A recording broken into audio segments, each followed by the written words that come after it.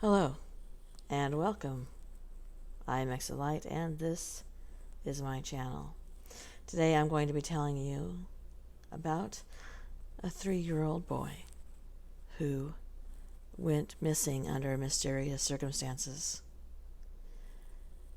and how his passing is oddly similar to another little boy's passing around the world in Scotland. Before we get started, if you would please give this video a thumbs up. If you would like to be subscribed and you are not, please do so. And if you'd like to be notified when my content goes live, please click that bell. Jaryd Atadero was an adorable 3-year-old boy with brown hair, big brown eyes, and an adorable smile. He disappeared on October 2nd, 1999, on the Big South Trail, Arapahoe and Roosevelt National Forest, Colorado. His remains were found on May 6th in 2003. I'd like to thank StrangeOutdoors.com for allowing me to tell you the story of this little boy. On October 2nd, 1999, 3-year-old Jaryd Atadero, along with his 6-year-old sister Jocelyn and 11 other adults, were hiking the Big South Trail near Rocky Mountain National Park in Colorado. While hiking, Jaryd ran ahead of the group. Their account is that he was no more than 100 feet ahead of them, and he stopped and he talked to some fishermen. At that point, the fishermen told him that he should get back with his group. They could see them from where their standpoint was. Following this, Jaryd continued down the trail ahead of the group, though, and this would be the last time that anyone saw Jaryd. In the following days, there was a massive search and rescue operation, which failed to turn up any evidence of Jaryd. In May of 2003, hikers Rob Osborne and Gareth Watts were in the, please forgive me if this is wrong, Poudre,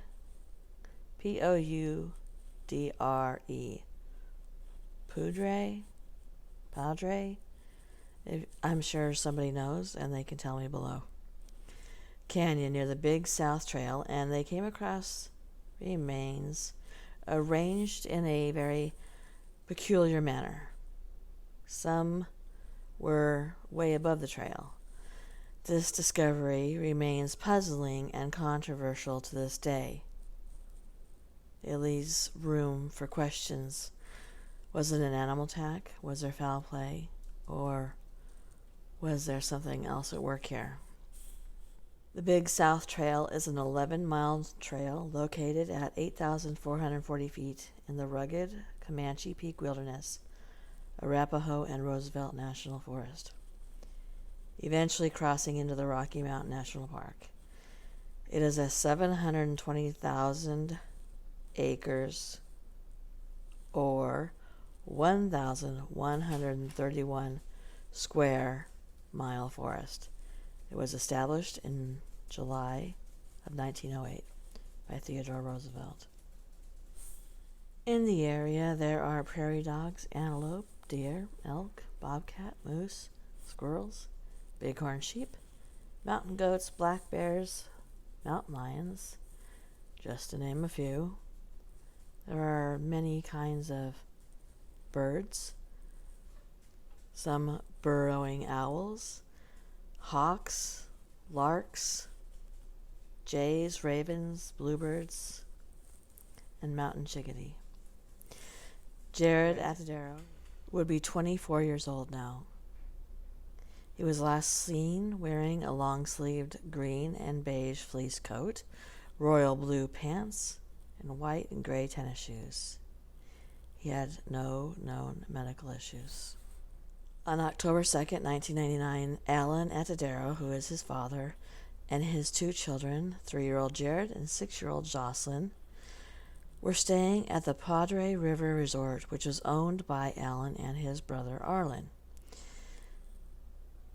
Alan is quoted as saying that he was attracted to that canyon because, the trees were beautiful and there's stuff out there. But it's just interesting because you become part of the canyon right there.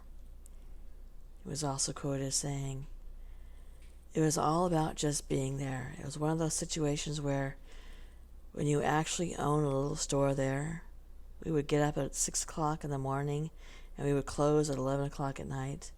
And not only did it take care of us, but how many people get the opportunity to be next to their kids 24/7. And that's what I really enjoyed about the canyon. There were only 3 of us. I mean, even though I had family at the resort, we had people that worked for us, but it was Jocelyn, Jaryd, and I. We knew that we were the family. In the fall of 1999, a Christian singles group was staying at the lodge. They were helping Alan to prepare for the winter in exchange for their lodging. On October 2nd at 10 a.m., 3-year-old Jaryd Atadero and his 6-year-old sister Jocelyn and 11 members of the Christian Singles Network leave the resort. They went for a hike on the Big South Trail, which was 15 miles west of the resort. Alan is quoted as saying that several of the people I knew quite well, so I gave permission for Jocelyn to go, not knowing that Jaryd would be saying, "Gee, Dad, if she can go, why can't I go?" He said that he had his shoes on, and he hated tying his shoes, so he didn't make him tie his shoes. And he had a beige color jacket. I let Jaryd go, and I assumed that's where they were going. Bill Nelson, who was the Larimer County Undersheriff, said that the church group went up to the Big South Trail. They drove, and then they parked at the trailhead. They started walking on the trail. Once on the trail, they started to spread out as they walked. Some people were walking faster than others. There was one adult with Jaryd's sister and Jaryd, and Jaryd seemed to be out ahead of everybody else. Butch Schoening, who was a friend of Alan, described the Big South Trailhead as moderate. There's some ups, some downs. You could take a kid on it as long as you kept the kid in line and hung on to him, because there are some areas where the ledges are only 24 inches wide. And you had loose shale all the way down to the river. And then there were rock fields.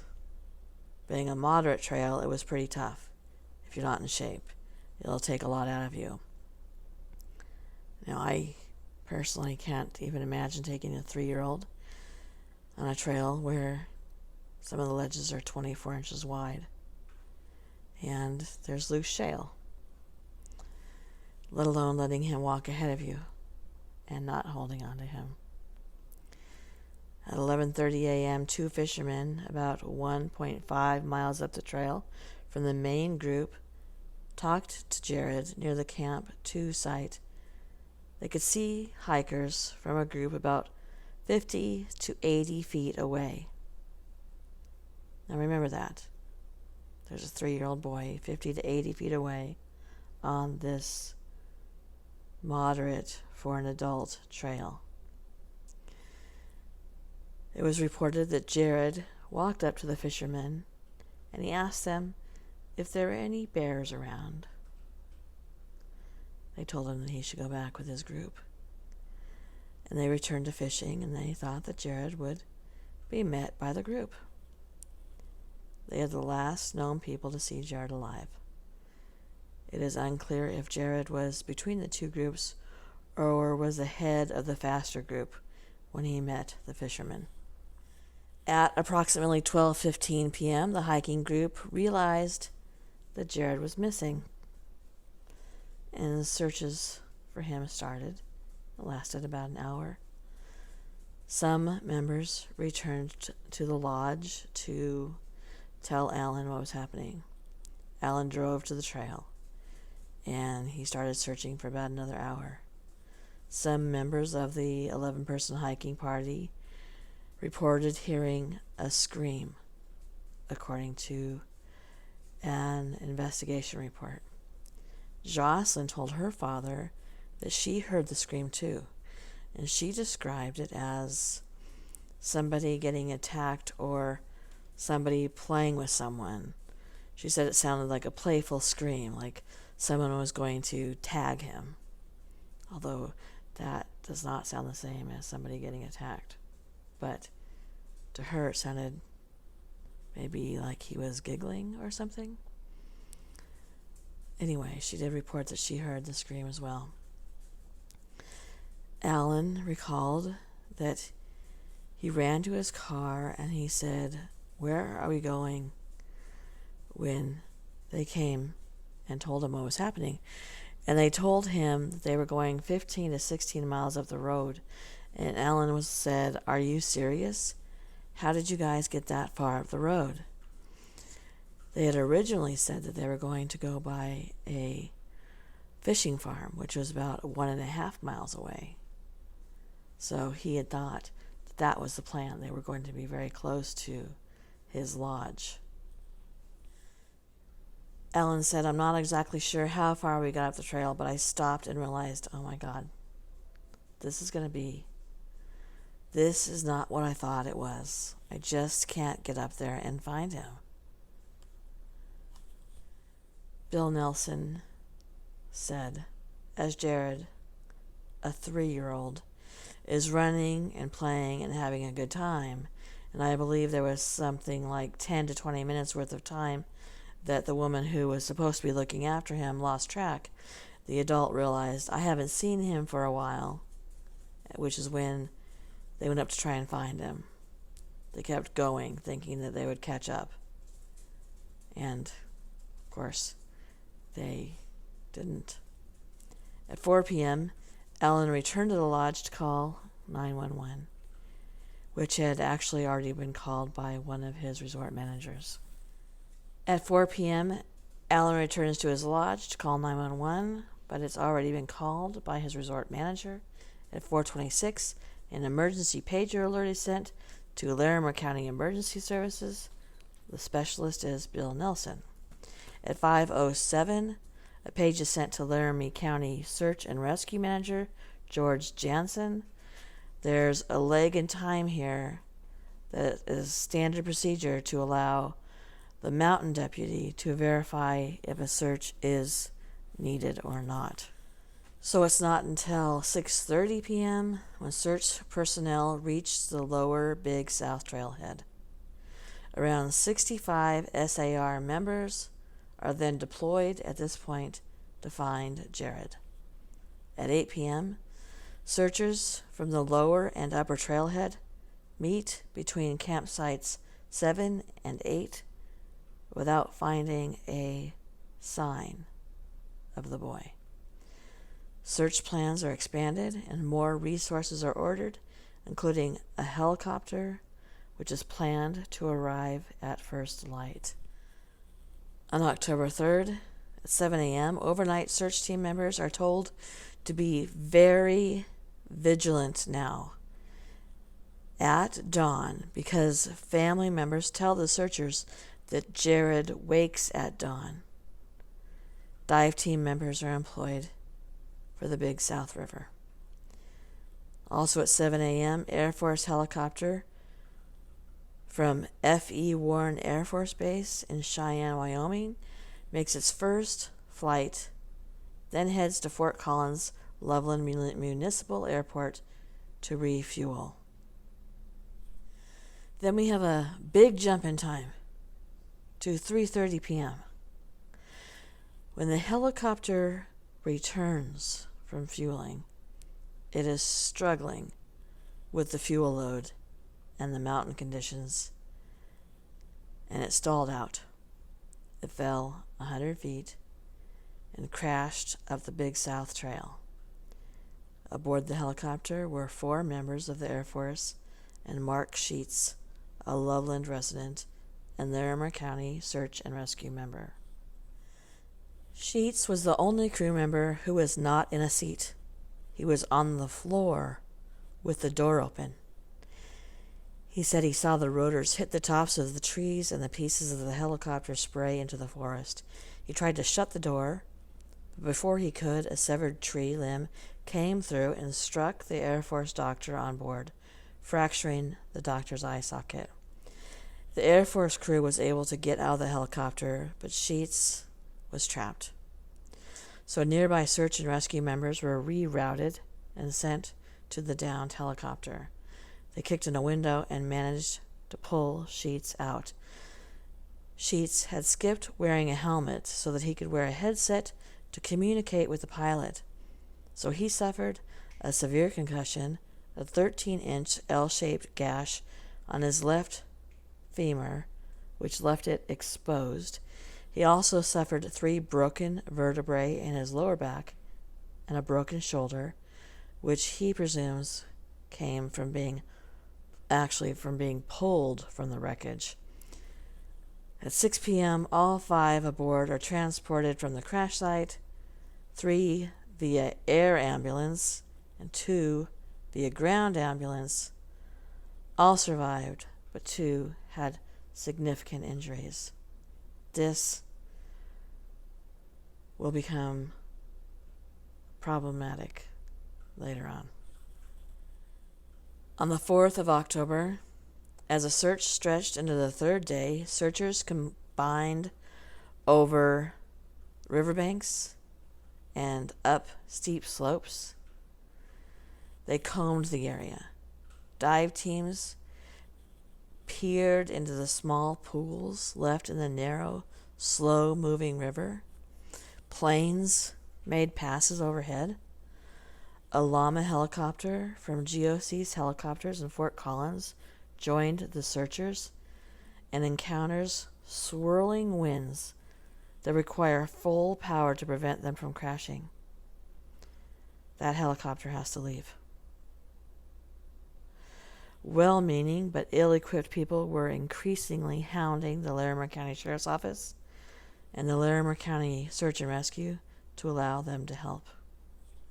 On October 5th through the 7th, more than 200 trained searchers, 12 dog teams, professional trackers, a dive team, and a plane searched for Jaryd without finding any clues.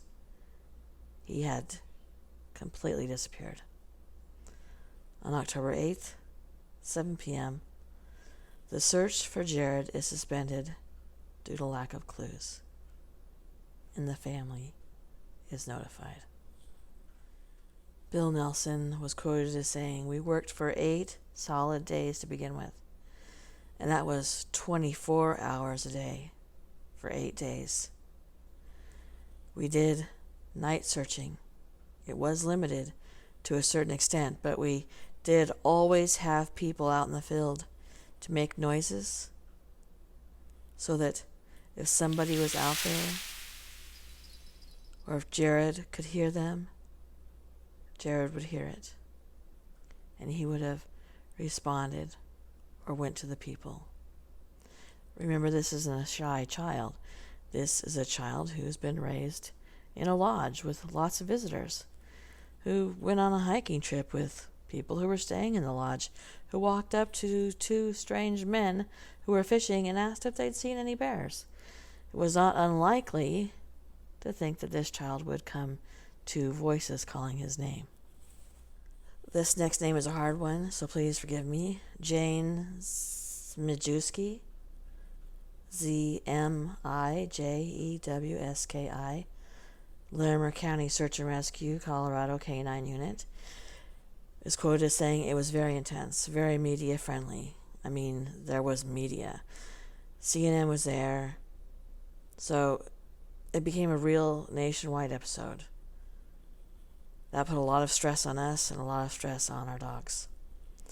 Current Larimer County Sheriff Justin Smith was a sergeant with the department during the search, for which he was the public information officer. He said that the crash added to the stress of a search that only grew more frustrating as the national media took notice. TV trucks, newspaper reporters began to swarm the remote site after the grand jury in another chilling child case, the death of John Benet Ramsey in Boulder, Colorado, had been postponed because of this incident. And they postponed the announcement of whether it was going to hand down indictments. So all the media that was waiting for those indictments or the decision then turned their attention to this missing child, which involved the crash of a helicopter as well. TV satellite trucks, 17 at one time, lined up Colorado Highway 14, anchors in fur coats walking around, and anybody and everybody calling us for information, Smith said. Psychics were calling. They professed to know where searchers could find Jaryd. A bare-footed man with a mule showed up at the search site, ready to track him down.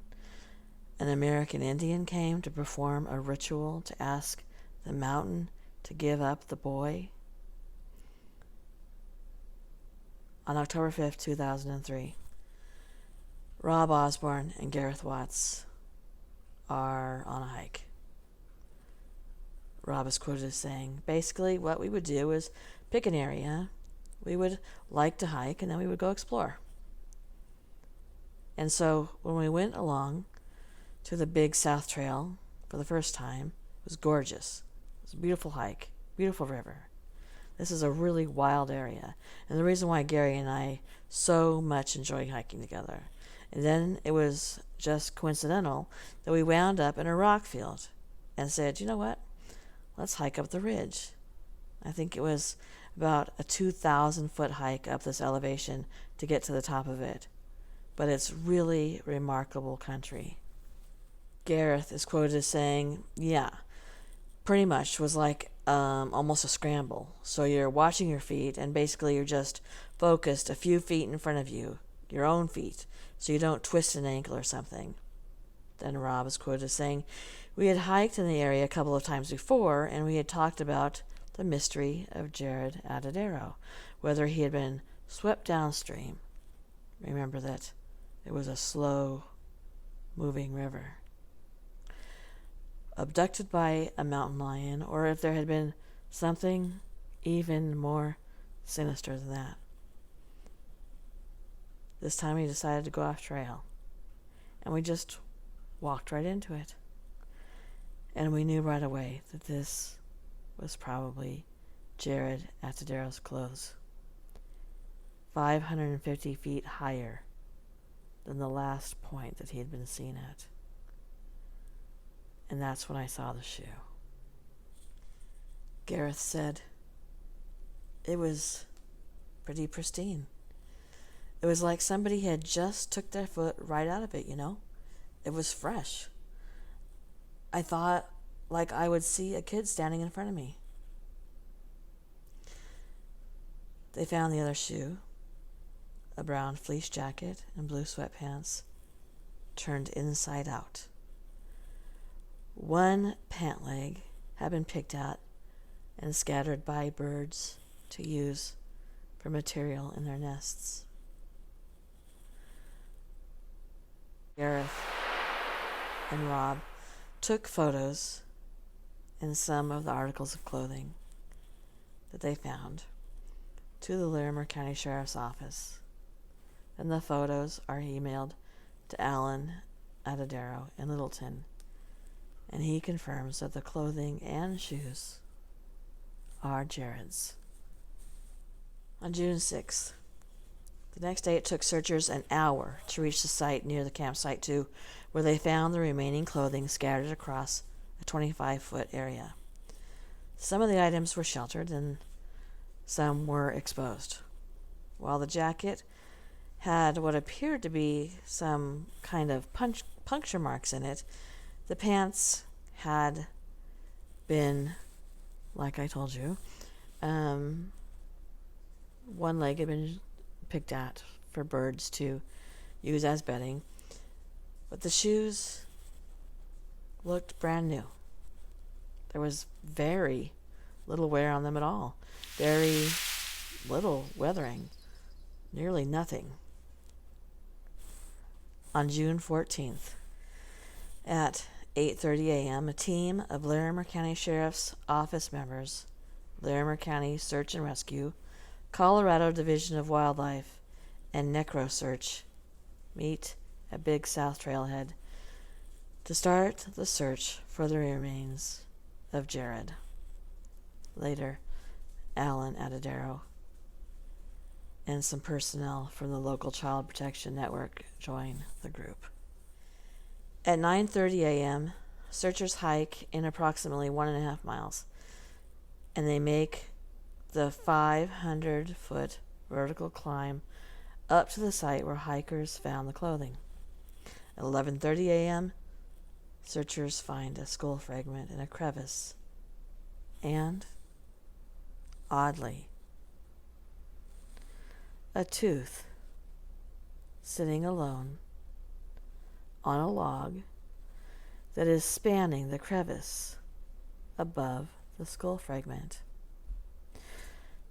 The positioning of the skull fragment is such that it is visible from only a narrow angle and is lit by a shaft of light from the sun. The site is about 180 feet north and about 20 feet higher in elevation than where the clothing was. And the log where this tooth was found is pristine. There's no vegetation growing on it. There's no moss on it. Just the log and gently placed child's tooth. At 5 p.m., Alan, searchers, and other people meet with the media at the trailhead to announce what they have found. Bill is quoted as saying that there were canine alerts up in that direction where the boy was found. He said now whether they were right at the scree field or not, or just before it, he wasn't quite sure, but they were alerting up that hill, which is why he's pretty certain, almost positive, that we searched it. Because when a dog alerts like that, we're thinking, okay, something's must be up there. Let's go up there and search for it. But we never found anything. According to the Larimer County Search and Rescue's report, the skull and tooth were found at 9,120 feet of elevation. The Air Force helicopter, had it not crashed, would have flown over there. And if that boy had been there, would have seen him. So, search and rescue dogs are pointing up the hill saying that he's there. Alan is certain that they searched there, and the helicopter that would have been searching from air there just so happened to crash into the side of the mountain.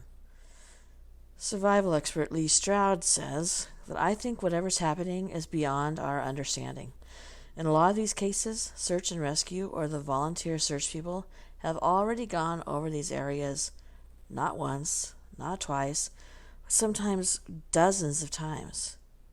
And then, suddenly, the child is found there, maybe a year, maybe a few years later.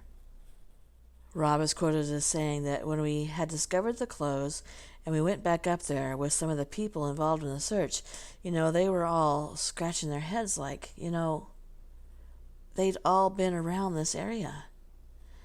Is there any way Jaryd could have climbed up to that spot on his own? Rob and Butch say, no way. Boy, that's a hard one. Not all the way. I couldn't see him going. He lived in a cabin. He's a 3-year-old. There's no way that would happen. It was a struggle for Gary and I to get there. very rough terrain. So, what does law enforcement think happened? Well, Jane Smajewski says, my conclusion was that an animal encounter right at the beginning. And so I'm not sure officially what has been released as a finality, but it pretty much points to an animal encounter. Bill Nelson says, if a cat actually took him, which is what I believe happened, the cat would have taken him someplace and buried him. And with all the activity that was going on, it probably would have left because he would have been scared away. And then it would have come back later. What do family and friends think happened? Well, Alan says, I hear constantly about a mountain lion theory. When they tested Jaryd's clothing, there was no mountain lion hairs. There was no DNA. There was no blood. There was no evidence at all on his clothing, not even his own blood on his clothing. The clothing was sent to the CBI. The clothing was tested by the CBI. No mountain lion hairs, no blood, nothing on any of the articles of clothing.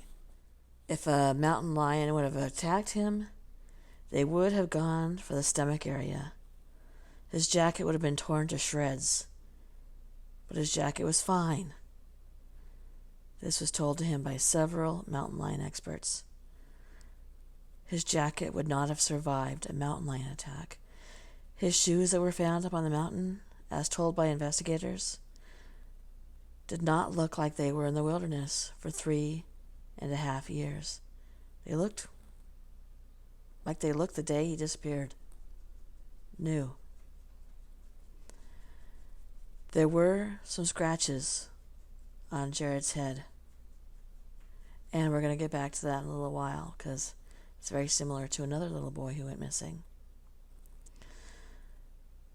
The other interesting thing about the shoes is that you would think that they would be scuffed up if he had been dragged up the side of a mountain or dragged up all these rocks. But his pants were found in really good condition. They only had rodent and bird marks from the animals taking it and using it for nesting material. And remember, no blood. Alan says that in one of the reports, a person says that the reason why we didn't find any DNA or blood or anything on Jaryd's clothing is that because either he or someone removed his clothing before he was attacked. And they go on to say that because there are so many hikers coming up, that the mountain lion took Jaryd's body 500 feet up the side of a cliff. So his question is, if something took his clothing off before he was attacked, why was it found 500 feet up the mountain? It would have been found at the bottom. His pants were found inside out.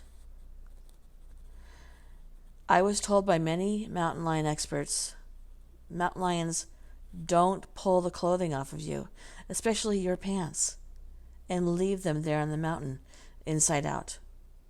Myself and my family feel strongly that there is something out there, someone out there that knows a bit more than we know. Jaryd's disappearance has yielded no official conclusion from law enforcement. Since 1915, there have been only 14 reported fatal mountain lion attacks in the U.S. and Canada. Consider that. In over 100 years, 14 reported fatal mountain lion attacks. But they're trying to say that that's what happened to this little boy, and it left no blood. And it took his clothes off first, which is pretty talented mountain lion, don't you think? Then there's the media opinions. Theories as to what happened to Jaryd were expanded on from rational possibilities to he was killed by a predator. He fell behind some boulders and he died. he drowned in the river, to the less plausible, but still possible, theory of abduction, to very strange conspiracy theories. So are you then looking at an abduction?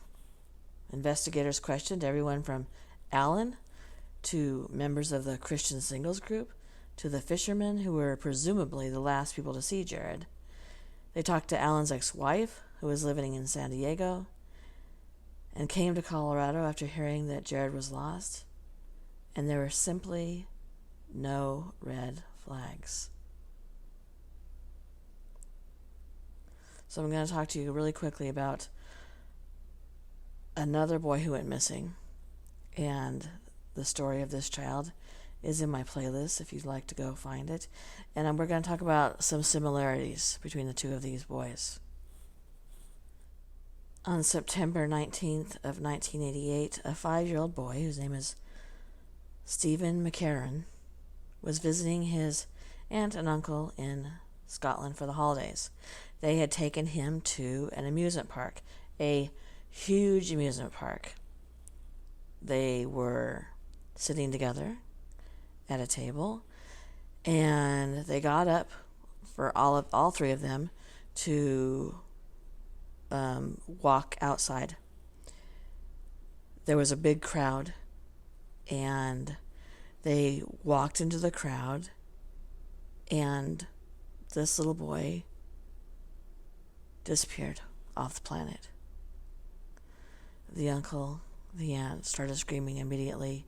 The place immediately went into a lockdown mode.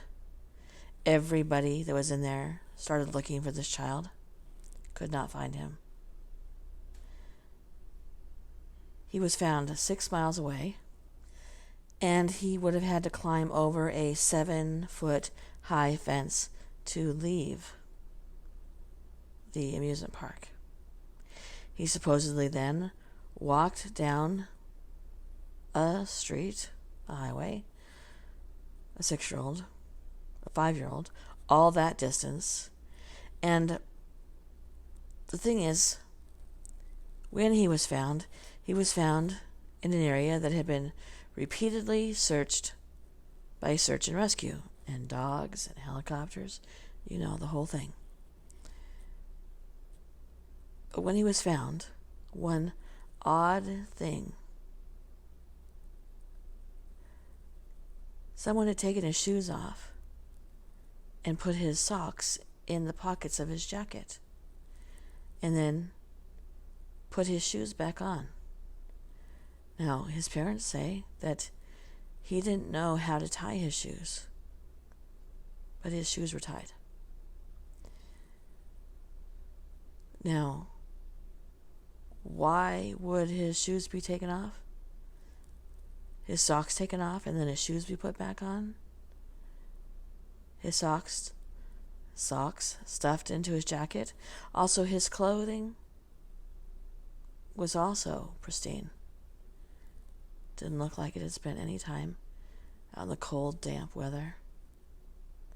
And he too had scratches on his head. It was determined that it was impossible for it to have been any type of animal. It wasn't animal teeth, wasn't animal claws, and that if it had been an animal, they would have gone for his throat, his face, his tummy, soft spots of a prey. That didn't happen to him either. So what is the connection between these two boys? One with his clothes found inside out, no shoes on. The other who had had his shoes put on, but his socks stuffed into his jacket pocket, and somehow walked 5 miles away, having climbed over a 7-foot fence for no reason. He was on vacation with his favorite aunt and uncle at an amusement park. Why would he do that? He was with them till they walked through the middle of the crowd, and then he was gone. just like this boy. So is it at all possible that halfway around the world, two small children could have something in common? That Stephen Mckerron and Jaryd Atadero met the same fate, the same way,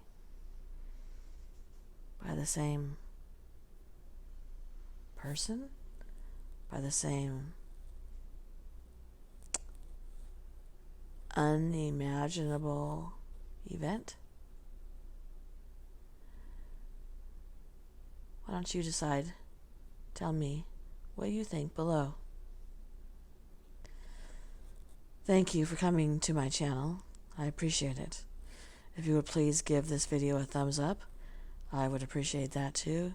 If you could share my videos, I would really appreciate that as well.